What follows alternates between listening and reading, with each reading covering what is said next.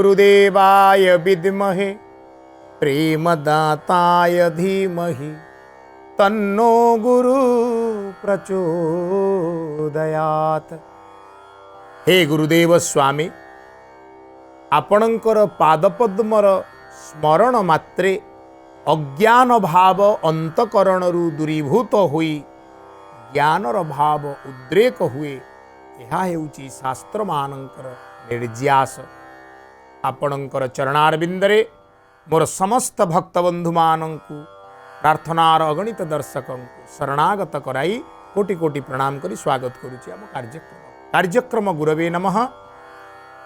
वर्धमान महावीर जैन धर्मर 24तम तीर्थंकर जैन धर्मर प्रचारक संस्थापक श्रेष्ठ स्वामी महावीर स्वामी जहांक संपर्क रे विगत अध्याय में चर्चा करुथिले। त्रिरत्न चरित्रवान होई जीवन को शुद्धपूत करी आचरण करिबा ये होची जैन धर्मर कठोर कड़ा सत्य उपरे दंडायमान होइतिबा निर्देश। आमे वर्तमान ए कथा को बही पाठ कर देइछे। चरित्रवान हबा ये आम पाई बही पाठ। वे तो बहिस्थ भाव रे कहीं कहीं चरित्रवान अछंती, अंतकरण रे चरित्रवान होई पारि नाहंती। भाबुचंती किए कोन हमको देखुची एई समय रे ठकी देले चलिबो। 5-25 आगरे से ठक नुहे, से नीतिवान। 5-25 आगरे से सत्य कहूची, से परि लागुची अन्य मानव गोटे दुई प्रकार डबल स्टैंडर्ड दोहरा जीवन आमे बंचुचे, किंतु निज पाखरे आमे प्रकृत रे ठक। जो सम्यक दर्शन, सम्यक ज्ञान, सम्यक आचरण ए त्रिरत्नर कथा गत अध्याय में चर्चा करुथिले। यार उद्देश्य थिला भल मनीष हवा, चरित्रवान होई जीवन यापन करिबा, सत्य को जानिबा। तेणु ज्ञान वृद्धि कर, शास्त्र पढ़, सत्संग कर, गुरु मानंकर अनुसरण कर, विभिन्न धर्मसभा मानंकरे बस, ताहले तुमर ज्ञान बढ़िबो। आमे किंतु केवल विषय संपर्कित ज्ञान वृद्धि रे निजकु नियोजित करिचे। ज्ञान वृद्धि रे निजकु नियोजित कर। यदि ज्ञान वृद्धि रे निजकु नियोजित करि पारिले संसार चतुर्दिगरे ज्ञान परिपूर्ण ही अछंती। तेणु अवधूतंग प्रसंग, 24 गुरु प्रसंग, प्रकृति विभिन्न उपादान नवार प्रसंग रही। आपण गोटे पूर्ण नाभ जार अर्थ होची बुढ़ियाणी। बुढ़ियाणी टी लक्ष्य करंतु। आजिकाली आउ भल वेल फर्निश्ड घरे बुढ़ियाणी हुए तो देखिबार सुजोग कम मिलुथिबो, किंतु बुढ़ियाणीटी विभिन्न दिग को गोटे निर्दिष्ट केन्द्रु गार टाणिला परी जाल बुणे, ता उपरे निज गर्भ भितर लाल बाहर करी जाल बुणी बुणी बुणी बुणी बुणी बुणी जालटी को बढ़ाए। जेते बेले मशा माछी छोट कीट पतंग से बाट दे उड़ी जाती, से माने से जाल रे धरा पड़ जाती। बुढ़ियाणीर खाद्य अभ्यास तारी द्वारा चले, ता पेट से पूरे से मानकु खाए। जेते बेले पुणी ओलटा समय आसे, बुढ़ियाणी अनुभव करे जे तार ए जालर आवश्यकता नहीं, ता पेट पूरी गलानी। से कौन करे ना ओलटा बुली आसे। जेमिति केन्द्रु बहिस्थ भाग को से खम्ब को खम्ब जाल बुणी बुणी जाइथिला, सेमिति ओलटा गला बेले से जाल गुड़ा को पुणी निज पेट भितर को नहीं जाए। बड़ा आचंबित कथा ये। जेते बेले जालटा धीरे धीरे धीरे धीरे ता पेट भितर पशि जाए, पूर्वरु जो जाल दृश्य होतला से जाल एबे शून्य हो गला। बुढ़ियाणी पुणी ता बाटरे पलाए। याकू ही देखी आमे हमर ज्ञान वृद्धि करिबा। बुढ़ियाणी को आमे जदि भगवान सृष्टिर रचयिता तांको सह तुलना करिबा, तेबे देखिबा से निज गर्भरु ये संसार को सृष्टि कले, विविध भाव रे ये संसार लीला कला। जितेबले से आवश्यकता को अनुभव कले, निज गर्भ को पुणी संसार को नहीं गले, संसार शून्य हो ताने आज जहाँ थिबा परी लागुची काली ताहा नथिब ईश्वरंक इच्छारे ताहा तांको गर्भ को चली जाइथिबो। पुणी बुढ़ियाणीर जाल, संसार जंजाल जाल, महाकाल जाल ताहा आमको निश्चित दिने ना दिने कौनसी ना कौनसी समय धरी पकेइब, एठू विदाय देदेव। आसंतु जड़े गवेषकों ठारू किछि कथा शुणिबा जैन धर्म संपर्क में। जैन शास्त्र अनुसार महावीर चैत्र शुक्ल त्रयोदशी दिन जन्मग्रहण करथिले एवं तांकर जन्म परे देवराज इंद्र स्वर्गरु 56 जन दीपकुमारी को धरी मेरु पर्वत उपरे चंदन प्रलेप एवं अन्यान्य सुवासित पदार्थ तांको प्रलेपित करने सहित तांकर अभिषेक करथिले। तांकर निर्वाण दिवस को जैन माने दीपावली रूपे पालन करती, जहाँ हिंदू दीपावली समय साधारणतः पड़ी था। महावीर 28 वर्ष एवं एक भिन्न मत अनुसार 30 वर्ष बयस आध्यात्मिक अन्वेषण गृहत्याग करथिले एवं जड़े सन्यासी हो जाइथिले। से प्राय दीर्घ 1 वर्ष ऊर्ध्व काल गोटे पोशाक पिंधिथिले बा वस्त्र पिंधिथिले एवं ताहा परे ताहाको मध्य परित्याग करथिले। दीर्घ 12.5 वर्ष काल से गोटे शाल वृक्ष मूल तपस्या करी केवल ज्ञान बा दिव्य दृष्टि लाभ करथिले एवं ताहाको दीर्घ 30 वर्ष काल प्रसार करी मोक्ष बा निर्वाण प्राप्त होइथिले। ए निर्वाण प्राप्ति हवा तांकर लक्ष्य थिला। जैन माने निर्वाण प्राप्त होती जन्म कर्म बा जन्म मृत्युर चक्र रे से पड़िया चाहती नहीं। कार्यक्रम रे आमे महावीर जैनंक संपर्क रे चर्चा करुचे। विरति पूर्वरु आमे चर्चा करुथिले जे किभली भाव रे ज्ञान आहरण करवा उचित। आमर ज्ञान आहरणर वर्तमानर प्रक्रिया होची जीवन बंचिवार प्रक्रिया। पेट को मुठे भल दाना जोगाड़ करी हबो सेथिपाई आमे किछि शिक्षा ग्रहण करुचे। डाक्तरी इंजीनियरिंग ठारू आरंभ करी अन्यान्य जहा वैषयिक शिक्षा आम माने पाउचे, पढ़ुचे, शुणुचे, जानुचे केवल चाकरी उद्देश्य, रोजगार उद्देश्य। किंतु शिक्षा जहाँ मानववादर प्रचार करिवो, शिक्षा जहाँ आम भितर मनीषपणिया तैयारी करिवो, से शिक्षा वर्तमान खूब कमी गलानी। तेणु जैन धर्मर त्रिरत्न आम पाई खूब गुरुत्व बहन करती। कहिछि वर्धमान क्षत्रिय कूल जन्म होइचंती। पिता सिद्धार्थ तांको खूब आदर रे लालन पालन करिचंती। पत्नींकर नाम होउची जशोदा। तांकर जणे कन्या मध्य थिले जहांकर पति बा वर्धमानंकर जामाता जहांकर नाम होउची जामाली, जे कि प्रथम शिष्य वर्धमान महावीरंकर बा महावीर स्वामींकर। तेणु गोटे पारिवारिक जीवन बंचुथिबा वर्धमानंक मनरे चिंता आसीची मु जो पथरे जीवन बंचुची, ये जो मनुष्य जन्म मु पाइछि, ये जो प्राचुर्य रे बंचुची, यार लक्ष्य कौन, यार उद्देश्य कौन? प्रत्येक को आमको यह भाविबा को पड़िबो। भल करी चिंता करंतु। प्रत्येक को आमको यह भाविबा को पड़िबो मु जो मनुष्य जन्म पाइछि तार उद्देश्य कौन? श्रीमद् भागवत लिखिले मनुष्य जीवनर लाभ जेबे गोविंदे करे भाव। याकु बहु अर्थ रे बुझा हला।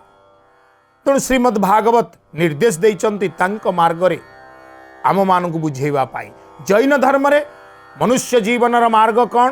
तार लक्ष्य होची मोक्ष प्राप्ति, कैवल्य प्राप्ति।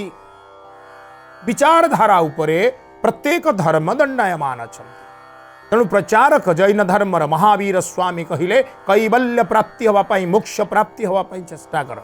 ये कैवल्य और मोक्ष आम श्री जगन्नाथ संस्कृति सहित जोड़ा है।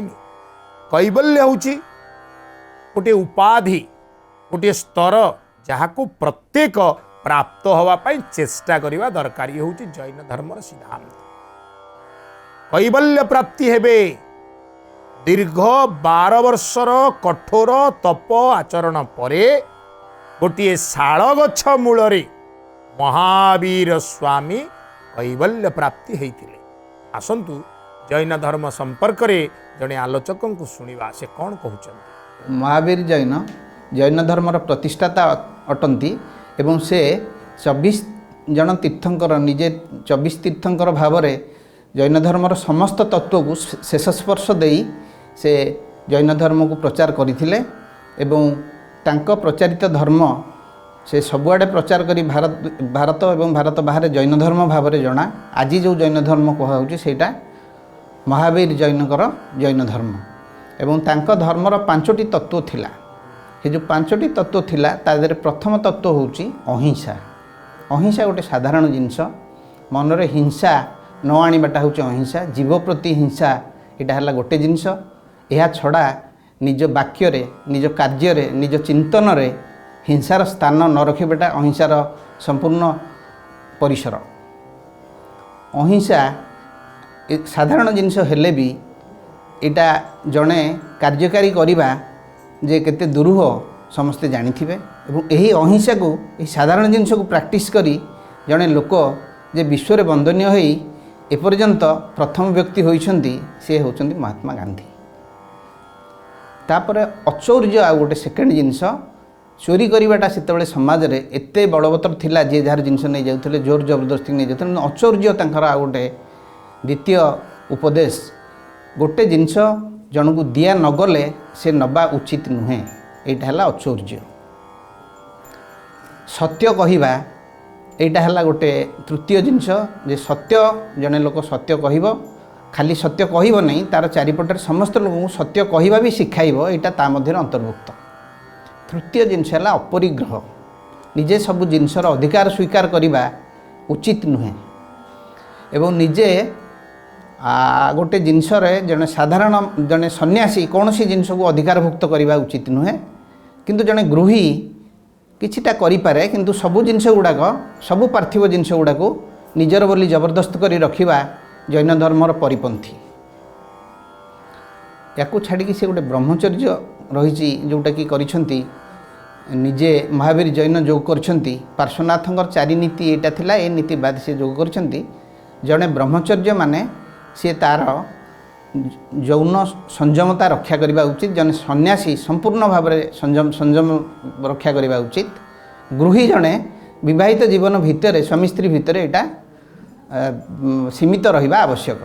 यही 5टी नीति जैन माने पालन करती एवं एगुड़िक तांकर मूल नीति। एगुड़िक छड़ा महावीर जैनकर जो पर्व गुड़िक सब पालन हुए ता भितर दिवालीटा बहु आडंबर रे पालन हुए कहीं यही दिन तांकर तिरोधान दिवस आउ दिवाली से माने पालन करती। गोटे व्रत पालन करती अनंत व्रत भी से माने पालन करती।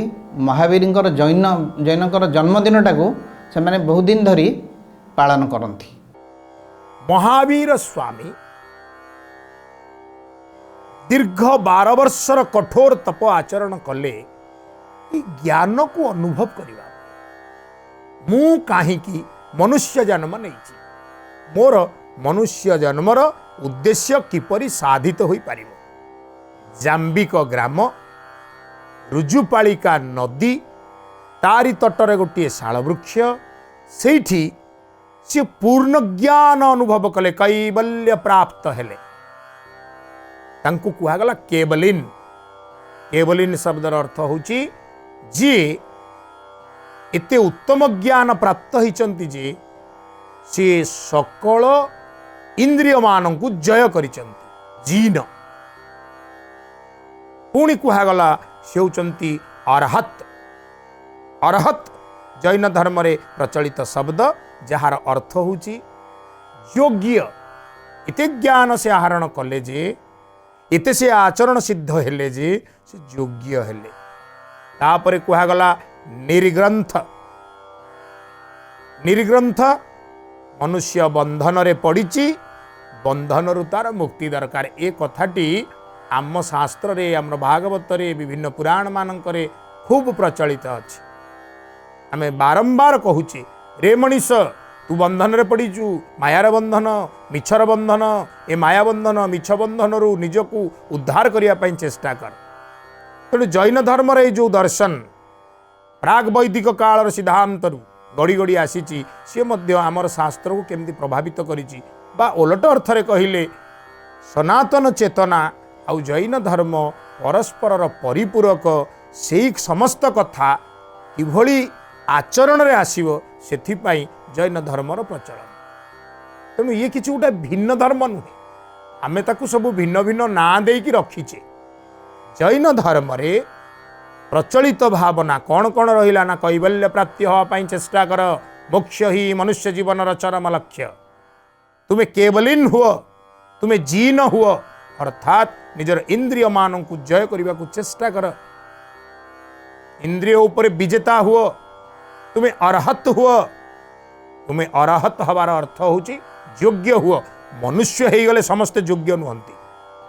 हाथ दीटा गोड़ दीटा आखि दीटा मुंडटाए देखा फटो उठेले मनीष भाया बोली से मनीष नुहे आम कथार कथार कहते मनीष ना पशु तू। अर्थात जड़े मनुष्य शरीर धारण करथिले भी जदि तार मानवीय गुण गुड़िक मानवीय आचरण गुड़िक उत्थान हेले नाही उत्थित हेले नाही से ज्ञान आहरण कला नाही ता भितर समवेदना नाही ता भितर सेवापरायणता नाही ता भितर मनीष को भल पाइबार गुण नाही हाले ता जीवनटा धिक। तेणु बड़ सुंदर शब्द रे सुंदर कथारे कह जाए आस ज्ञान आहरण कर। ज्ञान आहरण द्वारा निजर चिंताधारा को वृद्धि कराओ। दर्शन बुझीबा को चेष्टा कर। ज्ञान आहरण कले बुझीब। दर्शन होची बुझीबार कौशल। आचरण को ता द्वारा शुद्ध कर। या द्वारा तुम्हें मोक्ष पाई परिवो कैवल्य पाई परिवो। तेणु ए केवलिन ए जिन्न ए कैवल्य प्राप्ति होइथिबा अरहत महावीर स्वामी तांकर ए भाव को ए धर्म को प्रचार करने बाहर एवं जैन धर्मर जो बलिष्ठ सिद्धांत गुड़िक थिला ताकू लोकलोचन रे अधिक लोकप्रिय करैबा पाई से चेष्टा कले। जेभली मु कहिछि वस्त्रर आवश्यकता नाही। आपण माने विचार करि पारुचंती वस्त्रर आवश्यकता नाही धनर आवश्यकता नाही गृहर आवश्यकता नाही। संसार रे त्याग ही हेउची सबुठारु बड़ी बड़ आचरण। जेते जेते आमे अधिक ग्रहण करने को चेष्टा करिबा जेते जेते मुंडेइबा मुंडरे बोझ बढ़िबो। तार रक्षणाबेक्षण करने पई आमे चेष्टा करिबा हैरान हरकत हबा। तेणु आजिर एई अध्याय रे जैन धर्मर सुंदर निर्देश जे बंधनहीन होई मुक्तिर आस्वादन कर मोक्ष दिगरे अग्रगामी हवा पाई चेष्टा कर। आसंतु सुनिबा जड़े गवेषक को जहाँ तुमर आवश्यकता नहीं ताकू आहरण कर नहीं। निजर आवश्यकता छाड़ी आवश्यकता अधिक आहरण कर नहीं ताकू संचय कर नहीं।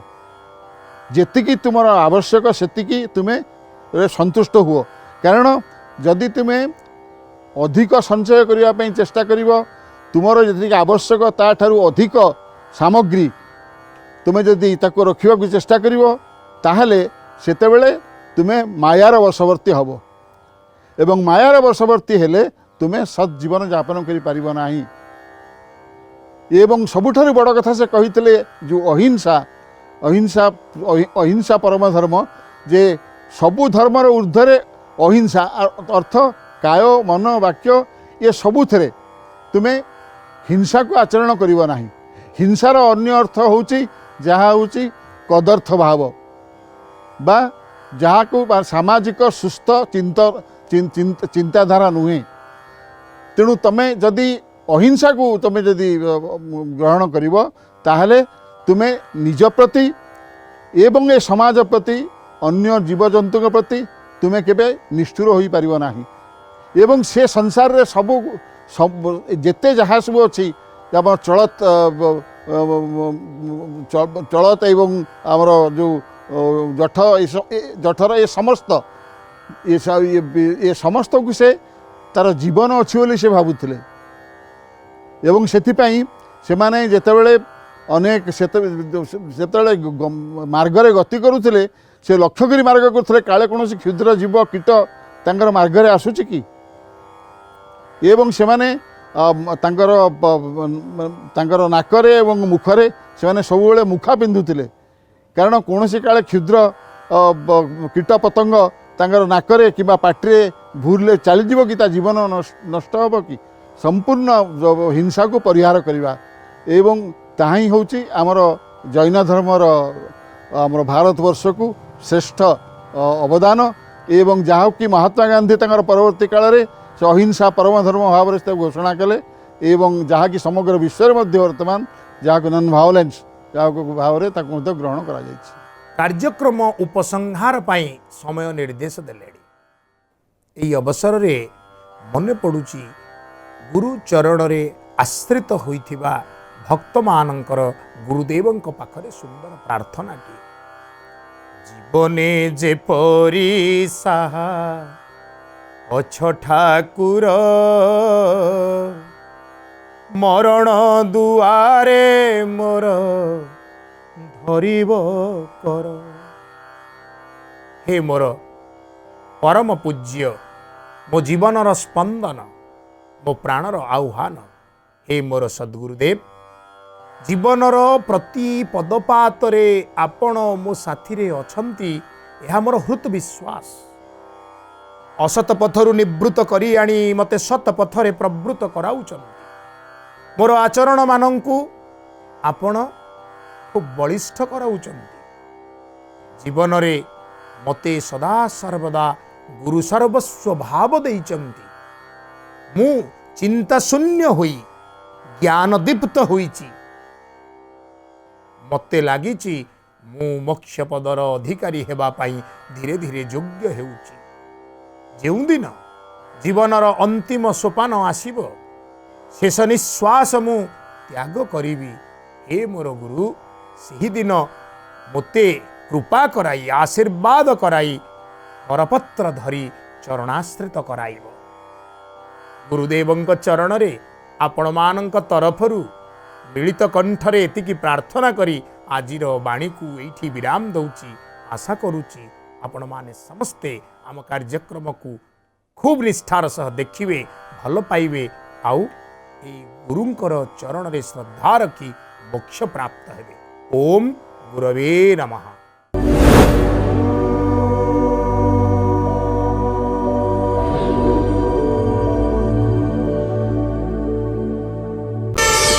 प्रार्थना आम आनंदर उत्स।